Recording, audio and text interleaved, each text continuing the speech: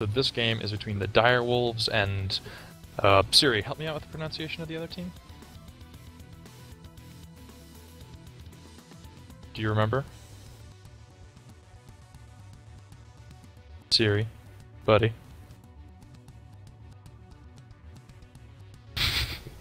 All right, so we are Skjaldborg.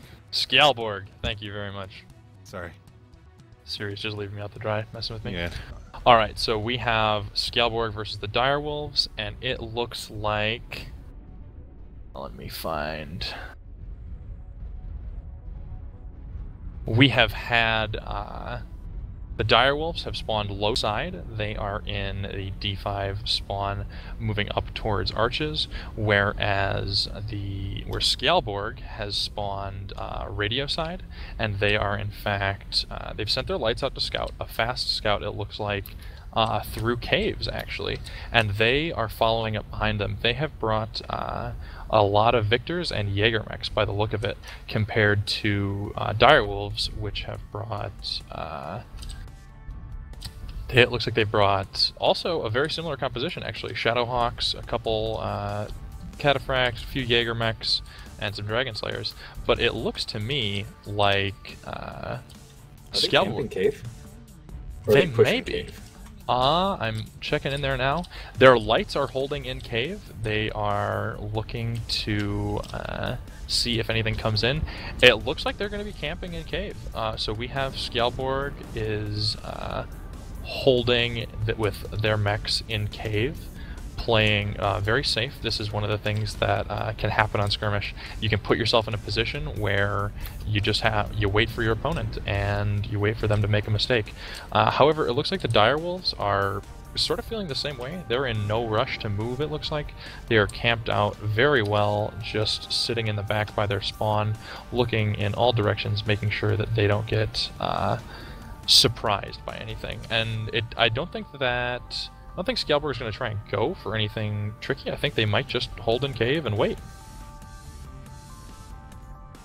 So, cave being completely safe from artillery. How do you crack this? Well, so that's the thing is, yeah, you don't. So these are 20-minute matches, which mean you have the whole 20 minutes. It's a little bit longer than a normal match, but it does leave room for far more patient games where you're hoping for your team, your opponent to make a mistake. And at this point, I feel like the Direwolves are just sort of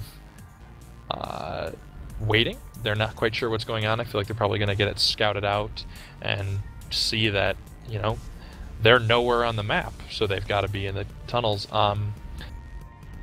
The one thing, so it looks like Skjaldborg has brought a lot of brawling mechs, Victors, and yeah, those are large pulse, AC-20, AC-10, couple Ultra AC-5 Jägermechs. I'm just cycling through the builds here. This is definitely an interesting position. They're holed up really well, but the thing is, they're not watching their right side very closely, and it's possible for a mech to sneak up on them on this right side and be able to view them and get shots off on them. And that could cause some problems, because if you're able to poke successfully, you could draw them out of this situation, but it's such a hard nut to crack, because there's no reason for you to move out. And we now have the Direwolves. They're sort of repositioning. Still got a couple Cats and Shadowhawks up near Arch, but looks like they're moving down towards water. I feel like they're very wary of what's happening here. Well, I was going to say, I've actually faced pretty much this exact scenario in one of our league matches on River City. So it was this exact map, this exact mode. Though, for my question is, what happens in a tie in this tournament? Redrop. Switch sides, redrop. Okay. So the thing is that when we cracked it, we did pretty much as you said, the right side, that high side over by Mining Town, has a lot better angles to shoot in, and they can't hide everybody at once. So you get like 2 or 3 of your guys working the angles, you can get, 2 or 3 of your guys shooting one at a time. And as they slowly rotate out, you are going to get the better shots in. So have to be wary of them, like, saying screw this and pushing out completely. Well, and so the other thing is that Skjaldborg has a lot of, I'm butchering that name, I apologize to everybody on the team. They have a lot of brawling mechs, but they have like AC-10s and large pulse lasers. I'm looking at 3 double 20 Jaegers and what I believe is a double 20 catapult from the Direwolves. Yeah, so they have a massive amount of AC-20s, and especially if you put that catapult and these Jaegers on that right side and just peeked a little bit at a time, you're doing 20 points a shot that is kind of hard to retaliate, and best case scenario, you might be able to pick off a 20 from one of the mechs.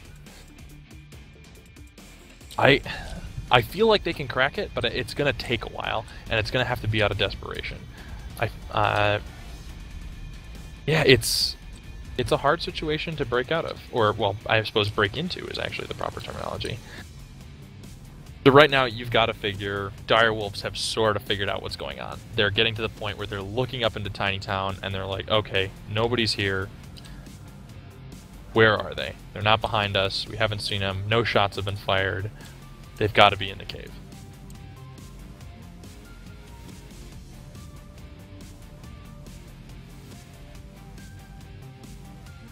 I have to say, looking in, it's pretty nice to just look at this nice line of mechs that we have from Skjaldborg. How do you say that again? Skjaldborg? Skjaldborg, or you could say Skjaldborg. The Vikings. Okay, the Vikings. Space Vikings. Space Vikings. Space Vikings. That's easier, and I won't butcher it. I apologize. No, the Space Vikings butcher you. It's true, they do. They pillage my netcast. So right now we have a Raven who looks like is watching the tunnel exit. Yep, they know what's going on now. We have a Raven watching the tunnel exit. We've got the Cataphract 3D Dragon and a Cicada all kind of pulling up on the entrance to caves from Tiny Town, and we have the Vikings sitting here patiently waiting. That's actually really intimidating to look at. That's a lot of fun. So, what do you send in here, Siri? You have the choice to send something into the situation. What do you send? The Misery backed up by... Oh, they see it. So we've got a Shadowhawk peeking in with a K2 and a Hunchback.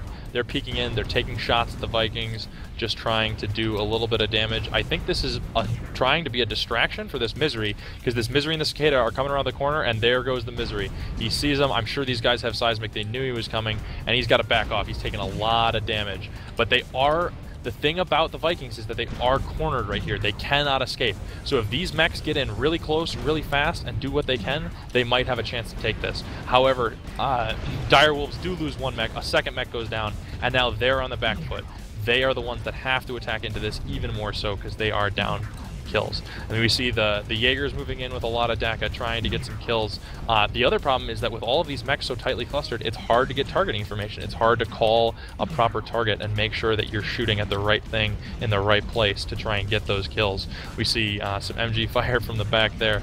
Lots of mechs. They actually do manage to get a kill, but another one of their mechs falls down, another Stalker. So this is looking kind of grim for the Direwolves. They're putting a lot of fire into these Viking mechs, but I just don't know if they have the DPS anymore to take them out. I mean, we're only 3 kills in, but these mechs have got to be taking a beating. Oh, a second kill goes down, they get another one, and it's still just 3-2, so... I wouldn't count them out of it yet, because on those Yagmeks and those Miseries, they're packing, I believe it's dual 20s and 20s plus something on Misery. Yeah, so it is a lot of firepower. Sorry, I was just going to say another death for the Direwolves. I wonder how much team damage is going on, too, because we see another mech fall for the Vikings. It's got to be pretty tight fighting in this small cave, and it looks like we have some mechs pushing out now. They're tired of just sitting back and being beat on, so they're trying to push in, but they only have a 1 kill advantage, and I feel like this could be exactly what they don't want to do. It's the kills are actually tied up right now. A lot of these Dragon Slayers look like they're down their primary weapons. Some of that Victor 9S is down its AC 20. It's just kind of walking into the enemy. 2 kills go down for the Direwolves. They're I think they're going to take this. Yeah, 7 to 6. When you're it's still a completely very stationary close there, game. it's like I said, you'll get the first few hits in, but as you try and rotate your guys to safety, there's nowhere to go. And as you rotate people to the front line, they're just getting hammered on too. Yeah, you have no ability to poke, and it's 8 to 6 right now in favor. Oh, 8 to 7, but still in favor of the Direwolves. And this is turning into a very, very close match, even with that tight position that the Vikings were holding at the beginning of the match. It's making for a good game. We see one of these Jaeger mechs, in fact, from the Vikings, has no weapons left, and he's just walking. We've got a Cataphract taking for a ride. Good shots are going down. Still very, very close game. I'm impressed that they did a good job about being methodical and going in for that kill.